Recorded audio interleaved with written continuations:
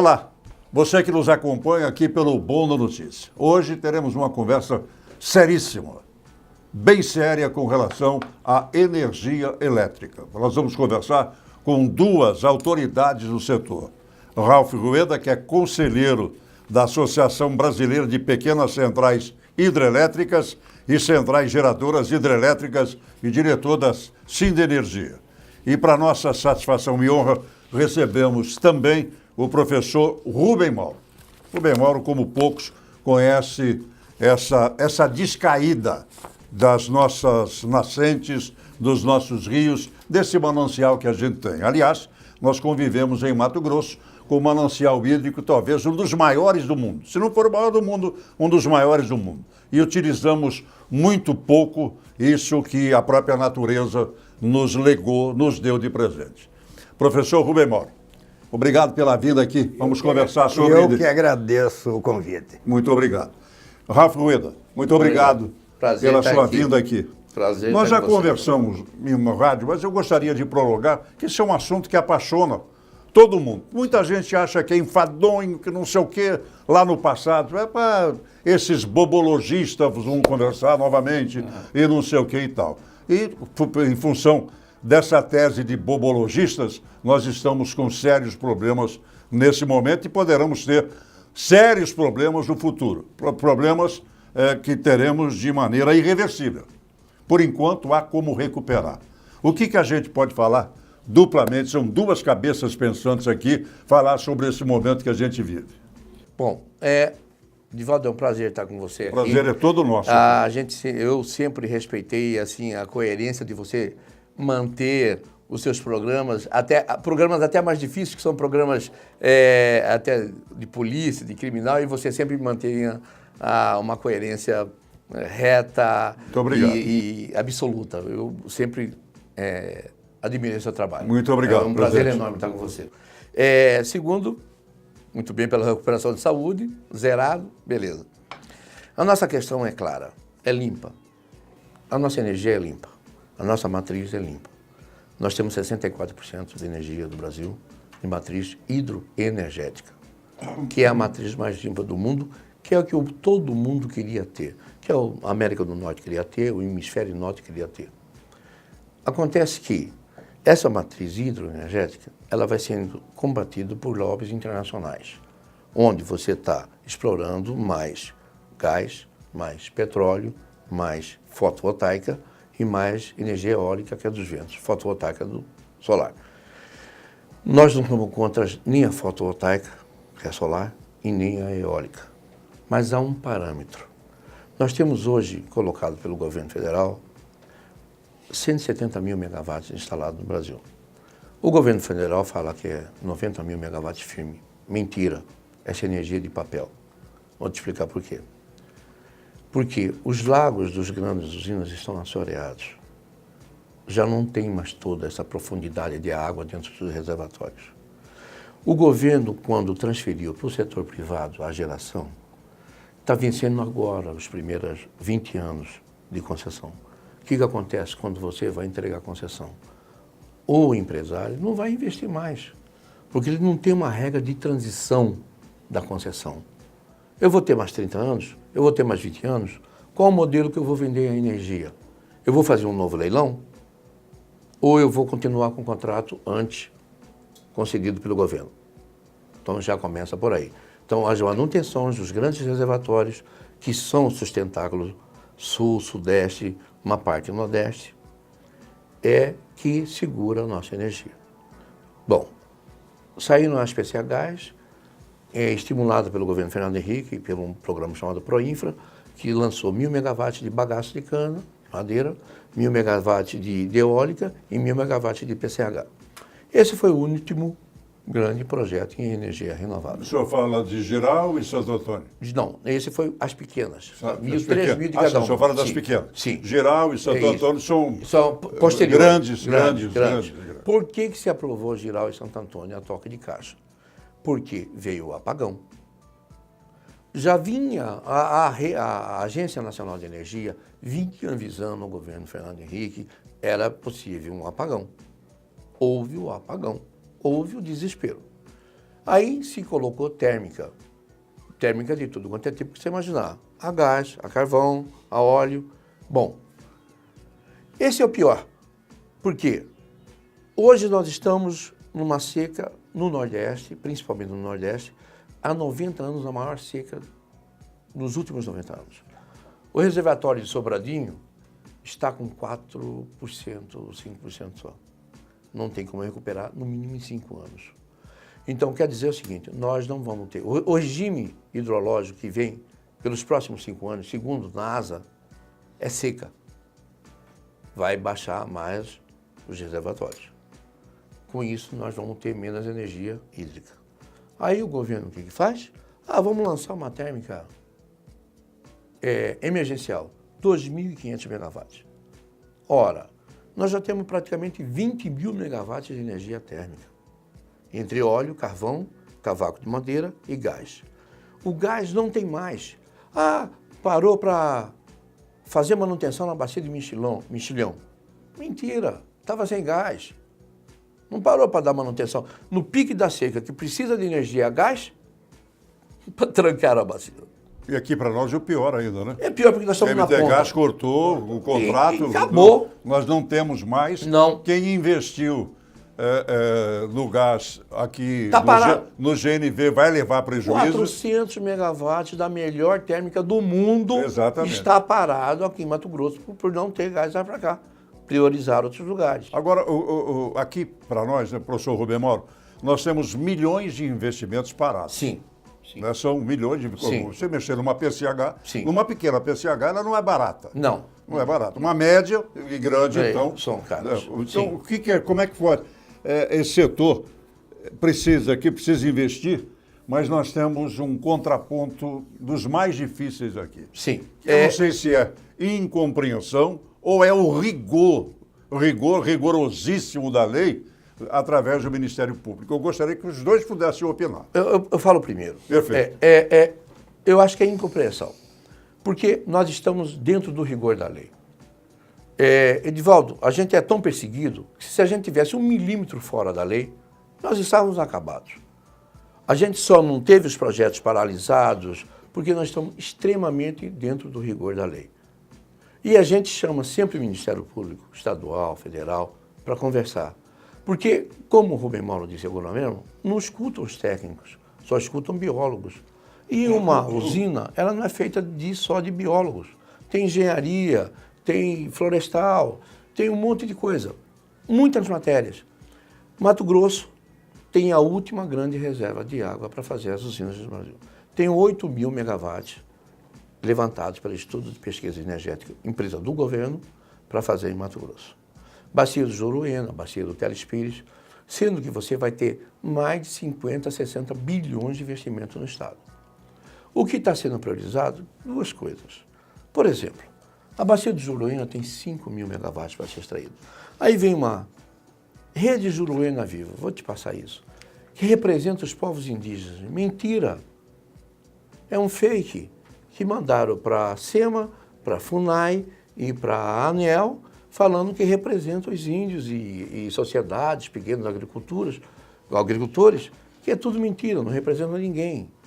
Claro que a ANEEL não deu bola, porque a ANEEL tem um inventário. Quando você faz o inventário... A ANEEL recebeu mas ignorou. Ignorou e mandou para cima. Porque aqui se fala sobre reserva indígena, sobre uma série de sim. coisas. A grosso modo, eu li aqui só Isso, a abertura, exatamente. se fala em preservação de reserva indígena e tal. Isso. Então, o que acontece? Eu consultei a Federação dos Indígenas Mato Grossense e essa rede Juruena Viva não representa nenhuma etnia. É tudo fake, é tudo mentira. Tanto é que colocaram o nome de uma índia aí, ela não assinou. Marta, ela não assinou. Tipucci. Exato, ela não assinou. A primeira assinatura. Exato, a primeira tá não primeiro assinou. que não tem Tá em branco, não tem assinatura. Então, o que a gente tem conversado? O índio não tem dinheiro para se subsistir.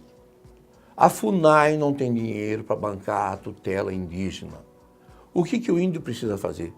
Subsistência, manter a cultura, e precisa, ou você isola o índio como aborígene, ou você se insere ele como cidadão. Porque se você deixar o cara no meio termo, o não índio dispara. Você não tem nenhum índio mais aborígene aqui não tem mais, no Brasil, de maneira alguma. tem, não tem. Pelo contrário, ele quer Pelo contrário. Então, de Hilux para cima. Em Brasnorte, está tendo um problema enorme. Está aumentando 230 mil hectares de área indígena, está comendo mais um pedação do município, que planta, lugar onde planta, onde o índio não quer a área. O índio quer maneira de sobreviver. Ele não quer mais área. Nós temos um exemplo desse, foi o ano passado, retrasado. Eu quero me ater no tempo para não me enganar, que é a Suiabiçu. Sim. Está mais do que provado. Desmancharam uma comunidade. Uma comunidade que hoje vive na beira da estrada. Na beira da estrada. Vive na beira da estrada. O índio não quer mais área. O índio quer subsistência. Subsistência com dignidade. Quando a gente faz esses projetos, são 13, 14, 15 matérias. Ictiofauna, fauna, flora, hidrologia, IFAM, geologia. A gente estuda todas essas matérias. E a gente faz uma consulta à comunidade, no caso, a comunidade indígena, e a gente faz a comunidade também da sociedade civil. Porque você é uma maneira, inclusive, Ralf, de subsistência financeira. Porque eles vão cobrar um royalties por aquilo que era deles. Exatamente. A gente vai fazer um ECI, que é Estudo do Componente Indígena, aprovado pela FUNAI, né? Aprovado pela FUNAI, ver qual que é a real necessidade dele e como a gente pode ajudar, não com dinheiro, com programas sociais, médicos. De forma coletiva. Coletiva, associações. Não se trata com índio. Por exemplo, nós temos uma audiência pública em Brasnorte, que as ONGs estão juntando tudo quanto é índio da região que são usados ainda por algumas ONGs. A maior parte dos índios não aceita mais ONG. Para quê? Para combater a audiência pública. A audiência pública é a primeira coisa que você faz para ouvir a comunidade e a sociedade. Verdade. Tá? Então, se você começou com ela, então nós temos aí 7, 8 mil megawatts de Juruena. Essa rede de Juruena não quer uma usina na rede de Juruena. Na região não tem nenhuma usina? Eles não querem deixar aqui não pega, né? Gaganeros não pega aqui, não, né? Não pega. Gaganeros e Aripuanã não. Mas nós temos 8 mil megawatts com investimentos de mais de 50 milhões de reais. E de quantos megas seria essa aqui? Todas elas 8 mil megawatts. Essa nossa é 28 megawatts. Tá, né? Sustenta aquela região? Sustenta. Ele começa... A vantagem... Porque você já tem um linhão, né? Sim, você vai abastecer esse linhão, né? Exatamente. Você entra e distribui para o Brasil inteiro. Mas a vantagem, se tiver um apagão no Brasil inteiro, na região não vai ter. Porque está sustentada pela prioridade. Exatamente. Então, e outra coisa. Por exemplo, aí o Rubem Mauro entende muito mais que eu. Nossas usinas, PCHs, nossas não tem nenhum reservatório. Ou é canal, fio d'água, ou é túnel, mas não tem reservatório. Mas está aumentando muito o plantio com irrigação forçada. Cada pivô central desse de irrigação são 128 hectares. Esse pivô, se eles não fizeram um reservatório, esse pessoal que usa pivô, plantio de feijão dá mais dinheiro do que soja. Mas o cara tem que parar de ter água na hora certa e parar de ter água na hora certa. Porque se choveu menos... As PCHs hoje não precisam de represa? Algumas só não. Só na velocidade da água, sim, por exemplo, ela pode gerar turbina? Altura e volume de água. Quanto mais alto... São degraus. Eu preciso de vazão e preciso de altura geométrica para criar pressão para poder gerar a tubulação que vai terminar a turbina. Exatamente. Então, você faz uma queda forçada. Bom, na irrigação. A irrigação, ela bebe 95% da água do rio. Se você for ver, fazer um levantamento, não tem um projeto de irrigação com reservatório nos rios. Estamos falando de Luiz Eduardo Magalhães. Se você visitar a região de oeste da Bahia, divisa com Tocantins, os rios secaram. A irrigação acaba com o rio se não houver reservatório. Nós precisamos refazer um patrimônio nacional que é o São Francisco, em função de irrigação. E irrigação que estão saindo. Né? Assoreamento e irrigação. Por isso que Sobradinho está com esse nível. Exatamente. Não é? Por isso que Sobradinho está com esse nível. Então, a gente tem 8 mil megawatts para tirar na bacia do Juruena e vem uma rede Juruena Vivo, que eles estão montando uma rede na Amazônia inteiro. As ONGs estão trabalhando de acordo com o protocolo americano desde a década de 70 para não deixar a Amazônia crescer. Sim, mas que é a tal história do Jair Bolsonaro, o nióbio, as coisas que tem lá, querem ficar para eles. Conselheiro Ralf Rueda. Essas ONGs, na maioria, elas são manipuladas ou tocadas por estrangeiros aqui no Brasil. Sim. Agora, até agora nós não acordamos para os interesses que esse pessoal tem. O problema e é que a gente não caminhe para o futuro. houve um aparelhamento enorme em defesa das ONGs dentro do governo do Lula para cá. Do Lula. Um aparelho enorme. Foram Vai ser bilhões de reais, inclusive. São. Inclusive dinheiro do governo. Por exemplo, a ONG que vai atuar numa etnia tal. O dinheiro não é passado direto para a associação. O dinheiro é passado para a ONG, a ONG, que é a ONG que vai cuidar de etnia. Quanto custa? Eles não prestam conta. Tem a CPI da ONG, que o Nilson Leitão colocou, até hoje não foi votada, Edivaldo. O PT não deixou votar. E tem um monte de inclusão, até denúncia em polícia sobre dinheiro que eles vão E o mais importante, a gente está há algumas horas de uma eleição para governador e nenhum candidato levantou esse tipo de questão. Nenhum tocou nisso. Nenhum tocou. Agora, deixa faltar luz em casa ou o ar-condicionado. Aí vai reclamar da Energisa. Exatamente. Vai reclamar com a Energisa. E a Energisa não tem culpa, hein? Tá. As concessionárias, Edivaldo, hoje vendem Vende aquilo que compra. né? aquilo que compra. Vende aquilo que ele compra. ganha mais no lucro da transmissão, do uso do fio. Da venda da energia, prejuízo enorme. É muito pouco realmente. Mas mais aqui para o professor Rubem Mauro, que é um estudioso. Tem uma reportagem que levantou o seguinte: Barão, Santo Antônio e Pantanal têm a pior distribuição de energia do nosso estado. Os pantaneiros, estou aqui praticamente com um pantaneiro à minha frente, né, o professor Rubem Mauro, os pantaneiros têm prejuízos astronômicos. Uma PCH nessa região poderia reverter esse quadro? E como é que a gente conviveria, né? Porque nós temos ali Mimoso, as baías, as duas, que é a Mariana e Chocororé, como é que a gente poderia conviver harmonicamente com isso numa PCH? Olha, Edivaldo, esse pessoal que é contra a PCH no Rio Mutum, eles estão dizendo, e são dois leigos que começaram com isso, são dois donos de pousada, recém-chegados lá, não são da região, e eles que levantaram isso. E, na audiência pública em Mimoso, inclusive, eles falaram que o rio está secando. Aí eu pergunto, o rio está secando porque ele está com medo de uma PCH que vai vir? É difícil. Difícil, certo? O que acontece é o seguinte, eles querem que Pantanal não seja aquela área inundada que está muito bem delimitada por uma legislação estadual, uma lei do Estado de Mato Grosso de 2008, certo? Que estabeleceu o limite e as ocupações do Pantanal. Esta PCH está lá na descida do Planalto. Eles querem entender Pantanal como toda a bacia, a BAP, a Bacia do Alto Paraguai. Bom, se for assim, todos nós vamos ter que sair daqui. Se não pode PCH, que não consome água, a PCH, ela usa a água para produzir energia e a devolve ao curso d'água quase que imediatamente, em questão de minutos. Ela não represa, ela não retém, ela não bebe essa água. Ela não bebe essa água. Ela não gasta essa água. Ela não bebe essa água. No entanto, como o Ralph disse, aí você vai na bacia, acima, você encontra centenas de pivôs retirando água desses rios. Você encontra dezenas de represas para as fazendas. 80% da vegetação natural já foi retirada nessa área dessa bacia daí. Ou é pasto, ou é algodão, ou é soja.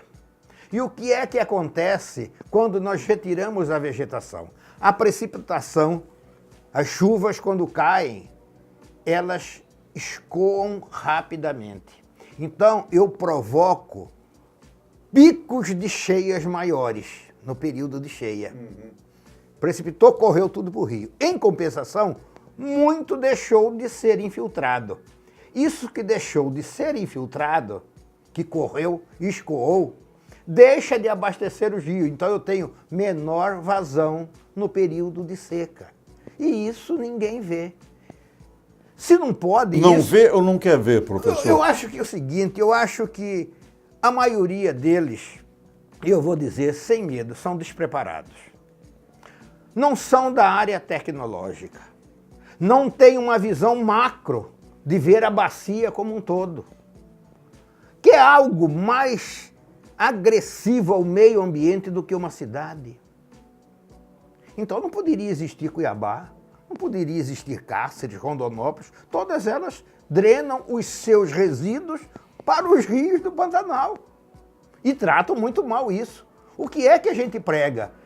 A ocupação tem que ser da maneira mais ecologicamente possível, certo? Tratar os esgotos, coletar os resíduos sólidos, evitar ao máximo ruas não pavimentadas para não haver transporte de sedimentos para os rios.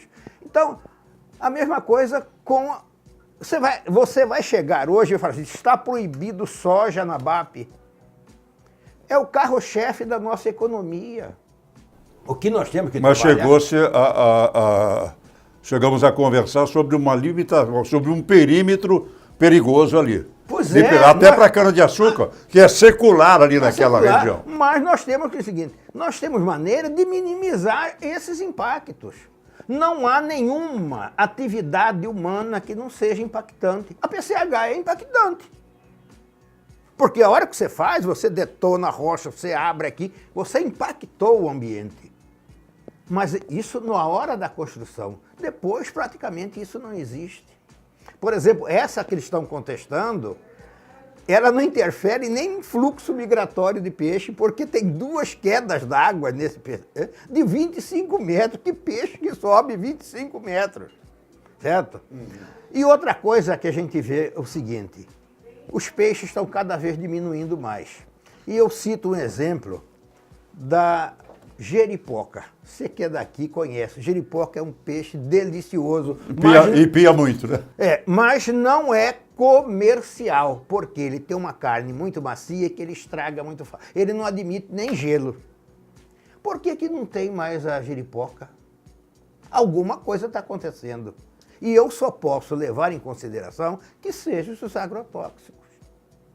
Assim mesmo a questão das espécies forrageiras, lambari, piquira, cada vez tem menos. Eu moro lá dentro da Baía do Chacororé. Antigamente a gente entrava na Baía e não conseguia ficar parado lá, que os peixinhos ficavam mordendo. Hoje é um ambiente morto.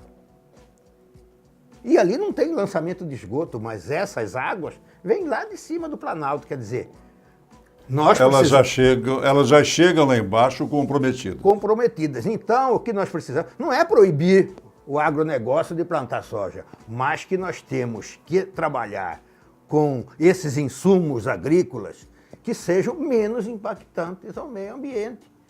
Essa maneira. Nós não podemos ser nesse radicalismo. Não pode. Se não pode, vamos mudar todo mundo daqui. O bioma não corre risco nenhum. Com uma PCH? Com PCH do Pantanal. Não, ele não consome água. E tem mais uma, eles falam que é PCH no Pantanal. No Pantanal não tem jeito de fazer PCH.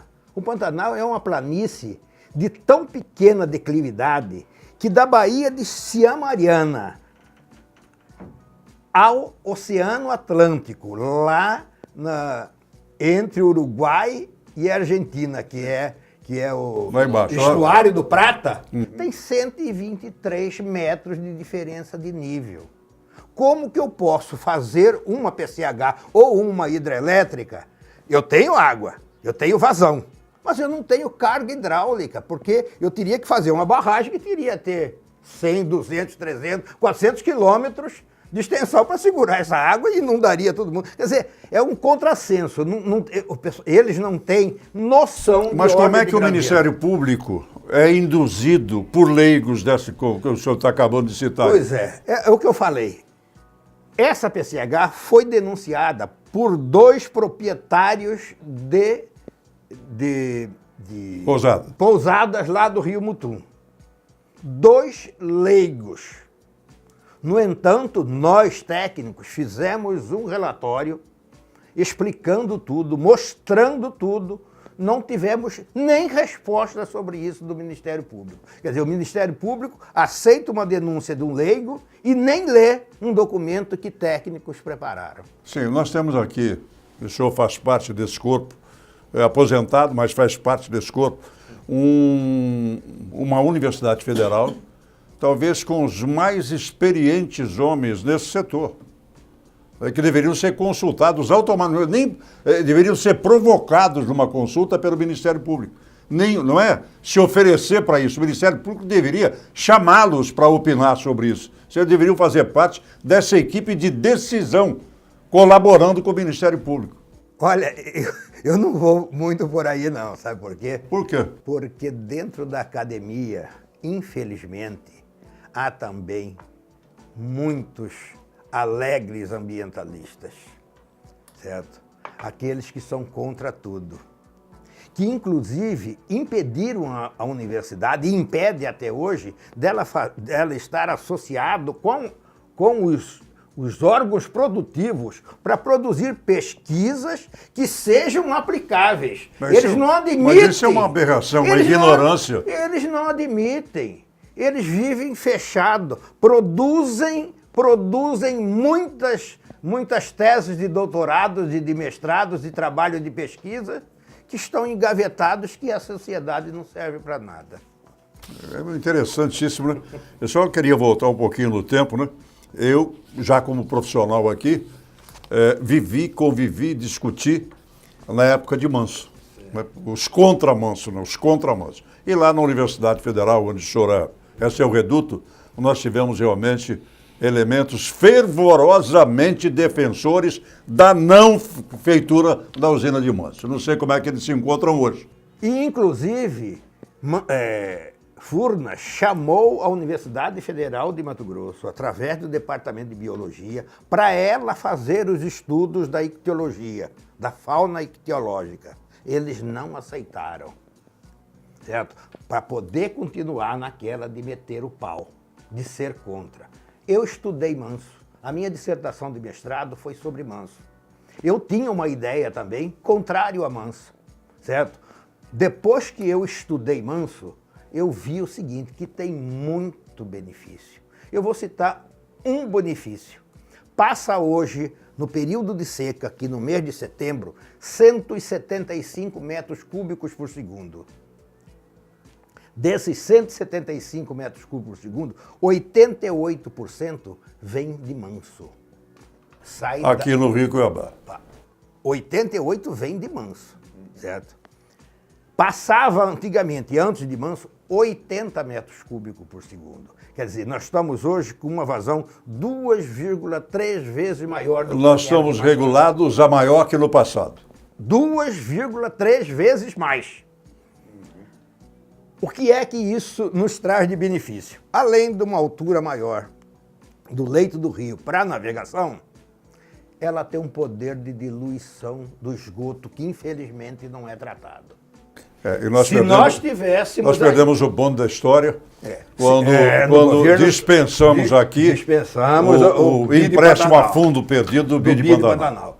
Então, se nós tivéssemos com aquele 80 metros cúbicos por segundo, que talvez seria menor, porque as vazões têm diminuído em todos os cursos d'água, em função dessa ocupação do Planalto, certo?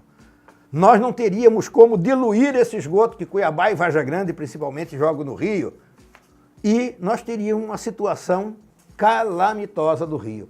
Hoje, por exemplo, embora em termos de coliformes fecais, o rio aqui no perímetro urbano até Santo Antônio é impróprio para qualquer contato primário, porque os coliformes totais e fecais estão em tal número que a probabilidade de você se contaminar com um micro-organismo patogênico é muito grande. No entanto, o oxigênio dissolvido permanece alto. Quer dizer, há vida no rio. Os peixes precisam desse oxigênio. Se nós não tivéssemos nós teríamos baixado violentamente o oxigênio do rio e aí nós estaríamos numa zona perigosa. Agora, Ralph Rueda, conselheiro da Associação Brasileira de Pequenas Centrais e diretor da Siderurgia. Vocês vão parar de investir? Não. Eu acho que... Eu, por exemplo, sou apaixonado pelo que eu faço. Eu vou morrer fazendo. Está cada vez mais aumentando as dificuldades ambientais. As exigências estão aumentando cada vez mais, às vezes sem sentido. Mas, por exemplo, numa PCH que a gente ganhou no leilão agora, no município de Vale de São Domingos, do lado de Jauru, no Rio Guaporé, eu achei um estudo interessante. O governo, a SEMA está pedindo para estudar sobre mosquito e malária que vem aumentando na região. A gente é disposto a fazer tudo isso. A gente não tem problema. A gente quer manter o meio ambiente. A gente quer preservar a água, porque o nosso produto é água. Quanto mais eu tiver água, melhor. Se você diminuir o volume da água, você vai diminuir o seu potencial de... Exatamente. Então, a gente não tem problema em fazer os programas socioambientais. Em hipótese alguma. A gente só quer que seja dentro da legislação. O que a gente quer é andar dentro da legislação. Celeridade, isonomia, né? Isonomia, porque o professor Rubem Mauro está dizendo aqui, uma isonomia que deveria ser natural. Você não pode aceitar dois leigos, os dois leigos sobreporem a técnicos, a mestres como Rubem Mauro. Da Universidade Federal. Exatamente. Né? E não assédio. A gente marcou. Que o Ministério Público. Fizemos um mês de estudo para comprovar que nós estávamos certos. Receberam o estudo, receberam a gente e mandaram uma denúncia. Ninguém quer que o Ministério Público seja bonzinho, seja condizente com o mal feito. Não, pelo contrário. Que tenha celeridade nesse tipo de julgamento. A gente confirmou todos os estudos que a gente tinha feito, ampliou os estudos e mandaram para o Ministério Público. Ao invés do Ministério Público chamar a gente para uma reunião, fez uma denúncia na Justiça. Tentou embargar a obra, perderam na legalidade. A gente precisa entender o seguinte, tem lei. Se a gente, cidadão, é obrigado a andar dentro da legalidade, eu acho que também o Ministério Público também tem que andar dentro da legalidade. Eles sabem mais direito que nós. Tem que se atualizar também. Né? Conversa, tem que se atualizar. Chama a gente. Você quer ver uma coisa? Vamos lá. A energia eólica e fotovoltaica, elas não são correntes contínuas. Você está aumentando o investimento no Nordeste, em fotovoltaica, em eólica, em situações diferentes da nossa. Eles têm a linha que o governo paga, nós. Eles têm um financiamento a 5% ao ano, financiado pelos bancos do Nordeste, nós não temos isso. Você tem uma importação livre de impostos, que você tira emprego do Brasil e gera emprego na China, as placas voltaicas e as turbinas e aerogeradores. Para você ter uma ideia, Edivaldo, eles são tão incentivados que 2 fábricas brasileiras de placas fotovoltaicas solares faliram porque não conseguem competir com as importadas. A chinesa domina. Tanto é que já está aqui enchapada.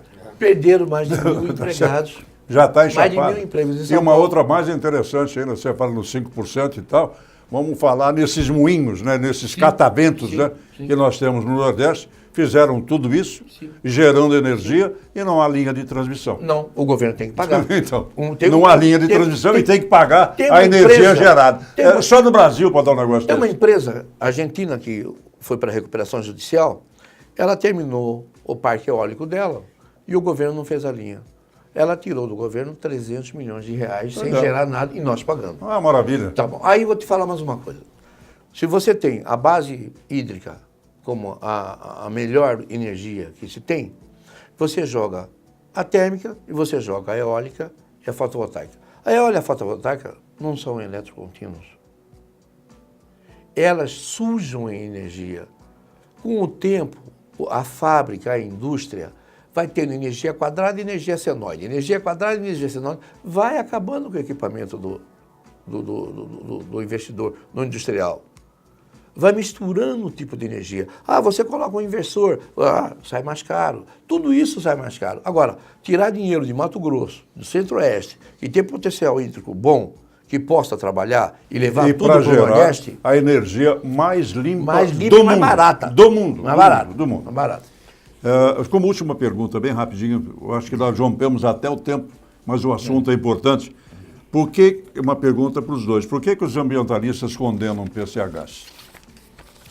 Por que essa mentalidade da condenação da PCH? Veja bem, todos os funcionários que a gente faz dos programas socioambientais são ambientalistas.